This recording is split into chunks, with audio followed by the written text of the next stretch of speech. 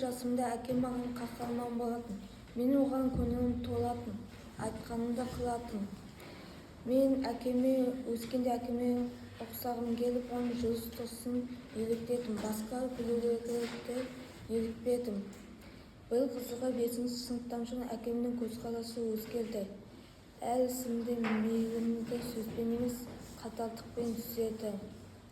Бұрынғыдай қалағанымды алып бермеді, еркелігімді көтермеді. Әкемнің маған деген махаббаты сөніп қалды деп айғалдым. Содан бері мен оны әр сөзінен мін шығардым. 18 жастан соң мен оның ақылын тыңдауды доғардым.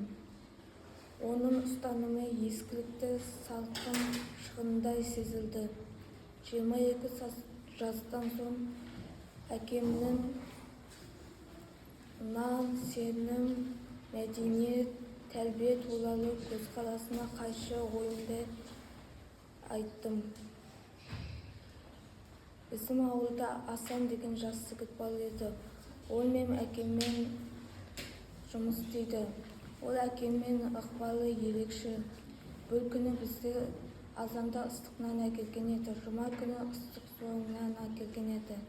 Демалыста әкеммен әңгіме дүкен құрып далада ұзақ уақыт өткізетін еді. Бірде мені де өзімен балыққа алып шыққан еді. Асан мен әкеме деген ыржақ мінезімді байқады.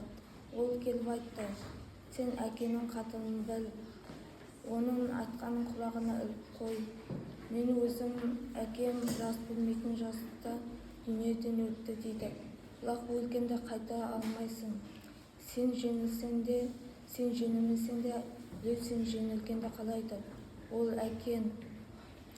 Содан бері әкем менің қайтадан қаһарман болды.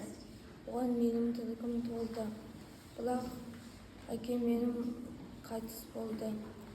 Осы күні тағы біреудің әкесі ол дүниеден өткенін естідім.